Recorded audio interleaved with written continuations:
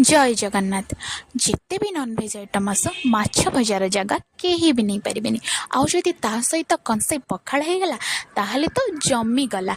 आज भी आम ओडिया घरे बुधवार हो किंबा शुक्रवार हो प्रत्येकटी नॉनवेज बारी रे माछ आसीबा तो कंपलसरी। और जदि माछ अछि आ भजा हो सारी ताहले तो पखाड़ संगे खाइबाटा मस्त।